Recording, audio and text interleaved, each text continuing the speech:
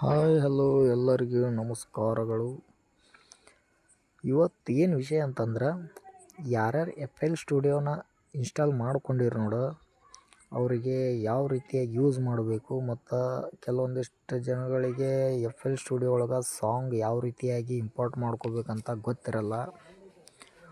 ನಾನೀಗ ಈ ವಿಡಿಯೋದಾಗ ತಿಳಿಸ್ಕೊಡ್ತೀನಿ, ಎಲ್ಲರೂ ಸರಿಯಾಗಿ ನೋಡ್ಕೊಳ್ರಿ. ಮೊದಲು ನಿಮ್ಮ ಎಫ್ ಎಲ್ ಸ್ಟುಡಿಯೋನ ಓಪನ್ ಮಾಡಿಕೊಡ್ರಿ. ನನ್ನ ಹತ್ರ ಇಲ್ಲೈತಿ. ಎಫ್ ಎಲ್ ಸ್ಟುಡಿಯೋ ಎಕ್ಸಿಟ್ ನೋಡ್ರಿ.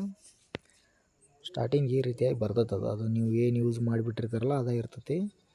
ಅದನ್ನು ತೆಗೀನಿ. ಈಗ ಇಲ್ಲಿ ಕೊಡಿ ಚಿತ್ರ ಇದ್ಲ, ಇಲ್ಲೇ ಮುಟ್ರಿ, ಇಲ್ಲಿ ನ್ಯೂ ಅಂತ ಇದ್ಲ, ಅದನ್ನು ಕ್ಲಿಕ್ ಮಾಡ್ಕೊಂಡು ಎಂಟಿ ಸೇವ್ ಮಾಡ್ಕೊರಿ.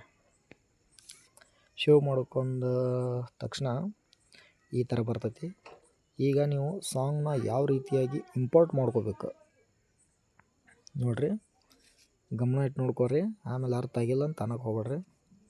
ಇಲ್ಲೇ ಮೂಲೆ ಒಳಗೆ ಕೊಡಿ ಚಿತ್ರ ಇದ್ಲ, ಅದನ್ನು ಮುಟ್ರಿ. ಇಲ್ಲಿ ಇಂಪೋರ್ಟ್ ಅಂತಂದು ಇಲ್ಲಿ 3ನೇ ಆಪ್ಷನ್ ಐತೆ ನೋಡ್ರಿ. ಇಲ್ಲಿ ಇದ್ರ ಮೇಲೆ ಕ್ಲಿಕ್ ಮಾಡ್ಕೊರಿ.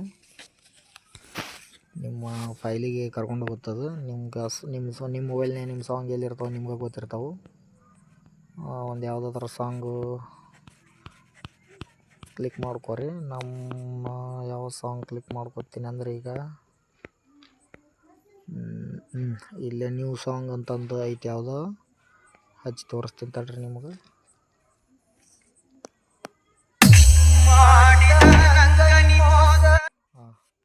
ಈ ಸಾಂಗ್ನ ನಾನು ಕ್ಲಿಕ್ ಮಾಡ್ಕೊತೀನಿ. ಇಲ್ಲಿ ನೋಡ್ಬೋದು ಇಂಪೋರ್ಟ್ ಫೈಲ್ ಅಂತ ಬಂತು ನೋಡ್ರಿ. ಅದು ಇಂಪೋರ್ಟ್ ಆಗಿರ್ತೈತಿ. ಕರೆ ಇಂಪೋರ್ಟ್ ಆದ ತಕ್ಷಣ ಇಲ್ಲಿ ಬರೋಂಗಿಲ್ಲ. ಮತ್ತು ಅದು ಇಲ್ಲೆಲ್ಲ ಹುಡ್ಕ್ಯಾಡಕ್ಕೆ ಹೋಗ್ಬಿಡ್ರಿ, ಇಲ್ಲಿ ಇರಲ್ಲ. ಅದು ಇಂಪೋರ್ಟ್ ಆದ ತಕ್ಷಣ ಅದು ಎಲ್ಲಿ ಬರುತ್ತಪ್ಪ ಅಂದ್ರೆ, ನಾನು ನಿಮ್ಗೆ ಸರಿಯಾಗಿ ವಿಡಿಯೋ ನೋಡಿರಿ, ಅದು ಎಲ್ಲಿ ಬರುತ್ತಂತ ನಿಮ್ಗೆ ಹೇಳ್ತೀನಿ ನೋಡಿರಿ. ಇಲ್ಲೇ ಪ್ಲಸ್ ಅಂತ ಇದೈತಲ್ಲ, ಅದ್ರ ಮೇಲೆ ಕ್ಲಿಕ್ ಮಾಡಿರಿ. ಪ್ಲಸ್ ಮುಟ್ಟಿದ ಮೇಲೆ ಇಲ್ಲಿ ಆಡಿಯೋ ಕ್ಲಿಪ್, ಇಲ್ಲೇ ಆಡಿಯೋ ಕ್ಲಿಪ್ ಇಲ್ಲೈತೆ ನೋಡ್ರಿ. ಈ ಆಡಿಯೋ ಕ್ಲಿಪ್ನ ಓಪನ್ ಮಾಡಿಕೊಂಡು ಇಲ್ಲಿ ಮೈ ಫೈಲ್ಸ್ ಹೋಗಿ ಇಲ್ಲಿ ಕೆಳಗೆ ಬರ್ರಿ. ಮೈ ಸ್ಯಾಂಪಲ್ಸ್ ಇಲ್ಲೈತೆ ನೋಡ್ರಿ. ಇದು ಅಲ್ಲ, ಸಾರಿ,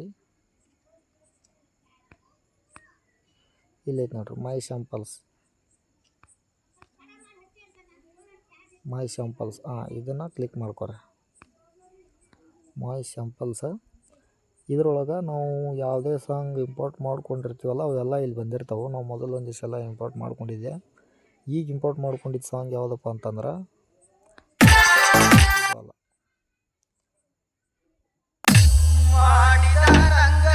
ಇಲ್ಲೈತೆ ನೋಡ್ರಿ, ಬಂದೈತಿ. ಅದ್ರ ಮೇಲೆ ನೀವು ಕ್ಲಿಕ್ ಮಾಡಿದ್ರೆ ಸಾಕು, ಅದು ಆಟೋಮೆಟಿಕ್ಕಾಗಿ ಇಲ್ಲಿ ಹೊರಗಡೆ ಬಂದಿರ್ತೈತಿ.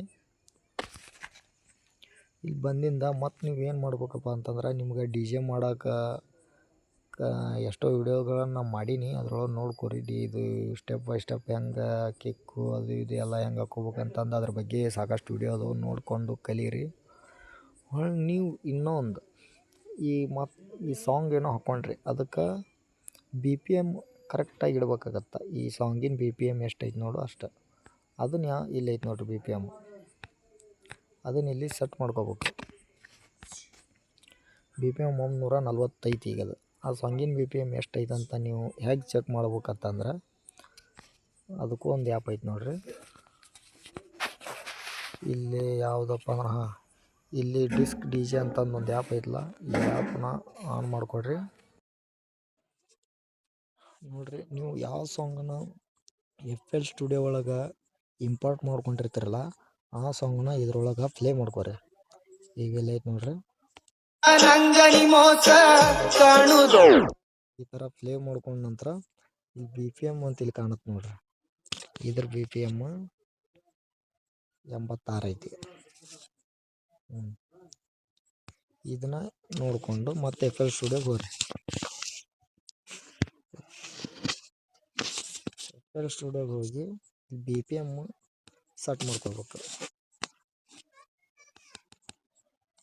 ಇದನ್ನು 86 ಇಟ್ಕೊಳ್ರಿ.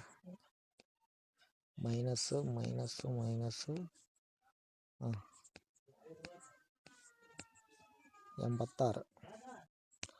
ಓಕೆ.